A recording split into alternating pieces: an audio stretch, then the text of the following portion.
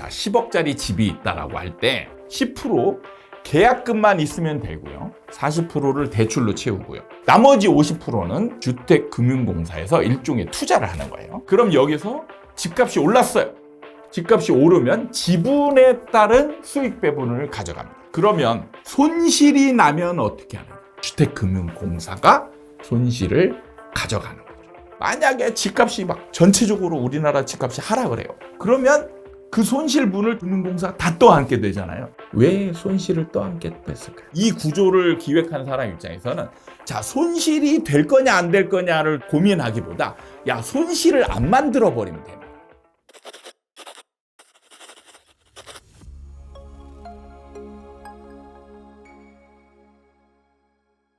하나, 둘, 셋.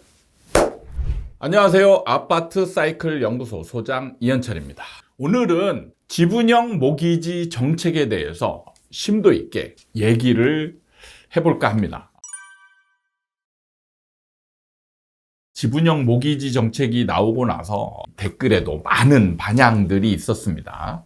찬성하는 의견과 반대하는 의견, 여러 가지 의견들이 있었는데 지분형 모기지 정책이 왜 이렇게 논란이 많은지, 그리고 장점과 단점, 문제점들은 뭐가 있는지, 그리고 이런 정책을 적극적으로 추진해야 될지 아니면 반대해야 될지 심도 있게 얘기를 해보는 시간을 가져볼까 합니다. 지분형 모기지가 뭐냐? 지분이라는 게 핵심이죠. 지분.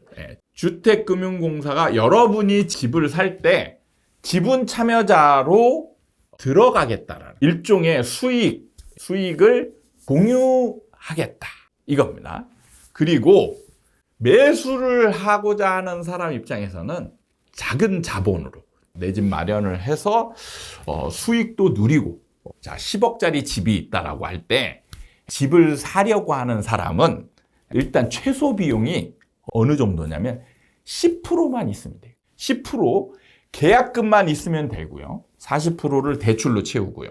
주택담보대출. 그래서 4억을 대출 받아서 여기에 따른 이자를 그 시세에 따라서 예를 들어서 지금 3.5%다. 그럼 3.5%에 따른 이자를 내는 겁니다. 그리고 나머지 50%는 주택금융공사에서 일종의 투자를 하는 거예요. 투자를 해서 5억을 대신 주는 겁니다. 그러면은 우와, 나는 10%만 가지고 집을 살 수 있고, 그러면 이 돈만 비용을 들여서 집을 거주를 하느냐? 그건 아니죠. 그건 아닙니다. 여기서 비용이 발생하는 게 일단 5억이라는 돈을 지분형으로 투자를 했잖아요. 그럼 투자한 사람한테 나는 일종의 내가 이 사람한테 돈을 빌리거나 투자를 받은 사람이죠. 그러면 대가를 제공을 해야죠. 대가. 그게 뭐냐? 연 2%에 해당하는 임대료를 내야 됩니다. 그러니까 지금 10%만 내고 집을 산 사람은 비용을 뭘 내야 되느냐? 첫 번째, 40%에 해당하는 주택담보대출의 이자를 내야 되는 거죠. 그리고 플러스 50%에 해당하는 주택금융공사의 투자금에 대한 2%에 해당하는 임대료를 내야 됩니다. 이게 이제 기본 구조고요. 자, 그럼 여기서 집값이 올랐어요. 집값이 오르면 지분에 따른 수익 배분을 가져갑니다. 예를 들어서 10억짜리 집이 20억이 됐어요. 10억이 올랐어. 그럼 어떻게 해요? 그러면 50%씩. 내 지분이 50%잖아요. 왜? 나는 주택담보대출 받은 거는 내 지분이에요. 내 겁니다. 주택담보대출에 대한 책임과 권한은 내 거예요. 10억이 올랐으니까 50%에 해당하는 5억에 대한 시세 차이, 그리고 주택금융공사가 5억을 가져갑니다. 그러면 손실이 나면 어떻게 하느냐? 예를 들어서 10억짜리 집을 샀는데 이게 7억이 됐어요. 7억이 돼서 7억에 집을 팔았어요. 그럼 어떻게 해요? 나는 원래는 50% 지분이니까 여기에 50%죠. 그러면 얼마를 가져가야 돼요? 3억 5천을 가져가야 되죠. 7억에 팔았으니까 3억 5천을 가져가야 되는데 어떻게 가져가느냐? 3억 5천을 가져가는 게 아니고요. 5억을 가져가는 거예요. 손실이 없는 거죠. 손실은 누가 감당을 하느냐? 주택금융공사가 손실을 가져가는 거죠. 이런 구조의 지분형 모기지 정책이 나왔습니다. 여기서 이제 우리가 판단해야 될 거는 이걸 찬성해야 되느냐 반대해야 되느냐 이거죠. 무조건 좋은 점만 있고 무조건 나쁜 점만 있는 게 아니에요. 장단점이라는 게 있어요. 근데 이게 보는 시각에 따라서 장점이 단점으로 올 수도 있고요. 이게 참 어려운 겁니다. 그래서 장단점 따지기보다는 논란이 될 부분들을 조금 더 심도 있게 따져보는 게 낫지 않나. 이 논란은 보는 시각에 따라서는 장점이 될 수도 있고 단점이 될 수도 있는 부분인 거예요. 그 부분에 대해서 한번 따져볼까 합니다. 문제가 되는 부분이 뭐냐면 손실을 주택공사가 떠안는 부분입니다.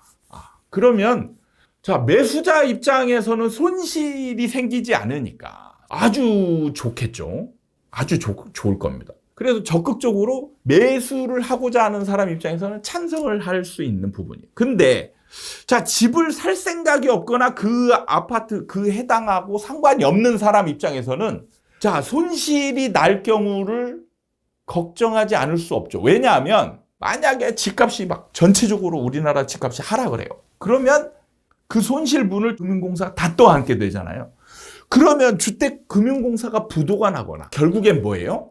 우리나라는 이런 중요한 공사 같은 경우는 망하지 않게 해야 되죠. 그러면 뭐예요? 혈세가 투입이 돼야 될 가능성이 아주 높다. 한 가지 손실을 보전하는 측면에서 집을 사고자 하는 사람 입장에서는 이게 장점이에요. 장점이지만 집을 사고자 하지 않는 사람 입장에서는 내 돈이 들어갈 수 있는 거 아니야? 왜? 그리고 왜 이 사람한테만 혜택을 줘? 그럼 자, 여기서 또 이쪽에서 반론을 그럼 너도 집을 사! 이거죠. 그럼 저는 여기서 이제 한 번 더 생각해 볼게요. 왜 손실을 떠안겠다 했을까요? 저는 이 부분이 조금 이 부분을 한번 깊게 생각해야 될 부분이 있지 않나 생각합니다. 이걸 논하기 전에 이것과 비슷한 정책이 있었습니다. 옛날에 손익 공유형 모기지라는 게 있었어요. 비슷한데 약간 다른 거는 뭐냐면 손실이 났을 때도 같이 공유하는 거예요. 지분이니까 이익 나면 지분대로 나누고 손실이 나면 지분대로 나누고 이거죠. 그러면 이게 인기가 있었냐? 없었어요. 아주 인기가 아예 없었습니다. 그래서 그 보완 차원에서 나온 게 아닌가 이제 이런 추측을 해보는데요. 그러면 이 주택 정책을 낸 사람 입장에서는 손실을 만약에 볼 때 이걸 감당할 자신이 있느냐 아니면 손실이 생기는 거를 굉장히 축소시키지 않았냐 이 부분과 저는 또 한 가지 의문형이 요즘 공사나 이런 부분을 민영화에 대한 얘기가 많이 나오고 있어요. 그리고 지금 주택 부분에 있어서 기업 투자를 늘리려고 하는 정책들이 굉장히 많이 나오고 있습니다. 근데 이 부동산 분야에서 뭐 리츠나 이런 것들 많이 나왔잖아요. 이 리츠가 이제 투자자들이거든요. 그러니까 기업형 투자자인데 실제로 이게 나올 때마다 굉장히 뭔가 획기적인 뭐 어떤 발전형 뭐 이런 식으로 그 얘기가 나오고 있지만 우리나라에서는 이게 다 거의 다 실패를 합니다. 실패를 해서 이게 자리를 잡지 못하고 있어요. 저는 이 부분이 지금 그거와 좀 연관성이 있지 않나 이런 생각을 좀 해봅니다. 자, 여기에서 핵심적인 건 뭐냐면 손실을 떠안겠다라고 했어요. 근데 자, 저는 이 부분에 있어서 정부가 이 손실이 원래 있으면 사실 망할 거를 모르고 했을까요? 아닙니다. 이게 굉장히 위험한 거예요. 손실이 생기면 굉장히 위험한 겁니다. 그러면 자, 정부는 어떤 생각을 했을까요? 손실이 안 생기게 해버리면 되지 않나 이런 생각을 했을 가능성이 저는 높다고 생각해요. 손실이 안 생기게. 자, 그러면 이 구조가 손실이 생기지 않게 하려면 매수자들을 많게 하면 되죠. 그래서 사기 쉬운 구조로 만드는 거예요. 그리고 나중에 조금 더 나가서 주택금융공사나 이게 여기에서 지금 나오는 게 비용 문제가 나옵니다. 왜냐하면 투자금이 집을 사서 여기 주택금융공사 돈을 넣었어요. 그러면 이게 뭐 한두 집이면 사실 상관없겠지만 몇천 채, 몇만 채가 이런 식으로 거래가 이루어지면 주택금융공사의 천문학적인 비용이 집에 투자가 돼야 됩니다. 그리고 이거는 당분간은 회수할 수 없는 돈입니다. 이걸 만약에 주식이나 뭐 이런 거에 투자해서 운용을 하는 수익보다 훨씬 낮은 수익률이. 그러면 지금 이런 비용을 주택금융공사가 과연 감당을 할 수 있겠느냐의 문제가 또 생깁니다. 그러면 이걸 처음에 제가 볼 때 왜 기업형 이 부분을 좀 제가 염두에 두냐면 이 자금적인 부분이 어느 정도 투입돼서 이 이상은 더 자금을 투입할 수 없겠다. 근데 이 정책이 인기가 좋네? 그럼 어떻게 해요? 이때부터 기업형 투자자의 자금을 끌어들일 수 있는 명목이 생긴다는 겁니다. 모든 자산은요, 자금이 투입이 많이 되면 계속 올라가는 현상이 생깁니다. 이 구조를 기획한 사람 입장에서는 자, 손실이 될 거냐 안 될 거냐를 고민하기보다 야, 손실을 안 만들어 버리면 되는 거야. 근데 만약에 진짜로 내 집 마련을 하는 사람 입장에서 도와주려고만 계획을 했다라면 이걸 굳이 내 집 마련 말고 주식이나 이런 쪽에서 한번 대입을 해보면 이거를 과연 정부가 이런 방식의 지분형 투자를 주식이나 아니면 뭐 채권이나 금이나 이런 쪽에 과연 할 수 있었을까? 못합니다. 왜냐하면 손실을 감당할 수 없는 상황들이 크거든요. 근데 주택에서는 이게 수요와 공급이 제한되어 있다 보니까 자금력을 가진 기업이 들어오거나 이 큰 자금력을 가진 단체 이게 들어오면 시세를 조정할 수 있는 여지가 생깁니다. 그 부분이 가장 중요한 관점이에요. 이래서 시세를 떨어지지 않게 받쳐주게 만들 수 있는 여지를 만들어 버리면 주택금융공사는 손실이 최소화 생길 수 있죠. 그러니까 여기에서 핵심은 뭐냐?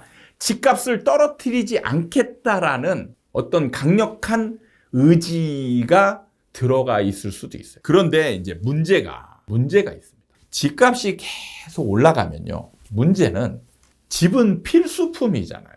필수품이면 자, 위에 상위권에 있는 일종의 이제 금수저들은 정말 쉽게 돈을 벌 수 있고 자산을 불려나갈 수 있는 진짜 획기적인 방법이 되는 겁니다. 근데 문제는 흑수저들은 이마저도 투자하기 어려운, 내 집 마련을 하기 어려운, 물론 내 집 마련을 하는 것만이 중요한 게 아니에요. 왜냐하면 비용이 들어가잖아요. 이 비용을 감당할 수 없는 사람들도 있단 말이죠. 일반 서민들. 근데 이런 상황에서 집값이 또 올라요. 그러면 이 사람들은 이제 이런 걸 감안하고도 집을 못 사는 사람들이 생긴다는 거예요. 정부가 나서서 일종의 국민들의 계급을 양극화시키는 그런 걸 추진할 수 있는, 그리고 기업들의 수익을 주택을 통해서 만들어줄 수 있는 이런 상황들이 우려되는 측면이 보여지고 있습니다. 그리고 문제는 우리나라 국민들은 지금 주택에 대해서는 거의 지금 투기적 심리를 가지고 있어요. 투기적 심리를 가지고 있는데 이런 정책들이 나오게 되면 만약에 상승장을 맞잖아요. 그럼 어떻게 될까요? 미친 듯이 살 겁니다.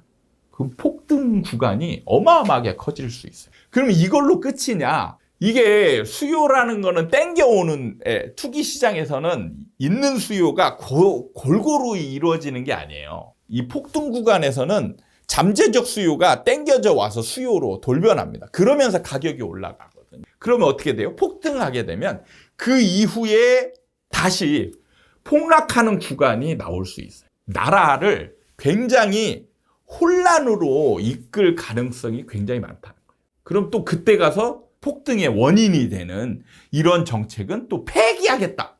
이런 사태가 또 벌어질 수 있어요. 그러니까 지금 문제 소지가 굉장히 많은 취지로 보면 내 집 마련을 좀 더 쉽게 만들어 주겠다 이런 취지거든요. 확고하게 막 지금 이게 된다 이렇게 얘기하기는 어려워요.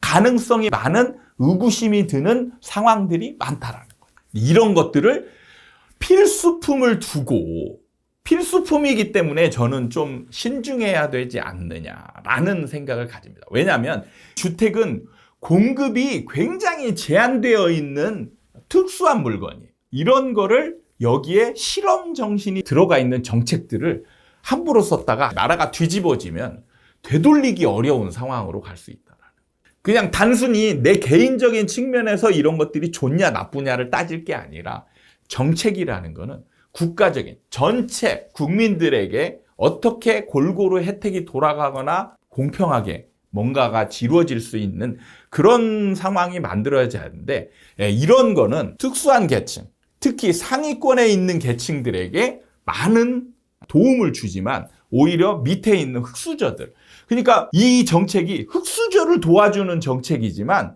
결국에는 상위권에 있는 사람들이 더 혜택을 많이 보고 이용할 수 있는 그런 정책이 될 가능성이 높다라는 측면에 있어서 이런 정책에 자리 잡는 부분은 저는 좀 신중해야 된다. 그리고 제 입장은 반대 입장에 있음을 얘기하면서 오늘 논란이 되고 있는 지분이용 모기지 정책, 이걸 어떻게 할 것이냐, 이 부분에 대해서 한번 심도 있게 얘기를 나눠봤습니다. 좀 문제점이 저는 조금 숨어있는 문제점들이 많이 있다. 이런 측면에서 반대하는 입장을 얘기를 하면서 오늘 영상을 마칠까 합니다. 여러분들에게 생각할 수 있는 그런 주제가 있다면 또 과감히 가져와서 얘기를 해보는 그런 시간을 가져보도록 하겠습니다. 다음에 또 좋은 영상 가지고 여러분들 찾아뵐 것을 약속드리면서 이만 영상을 마치도록 하겠습니다. 감사합니다.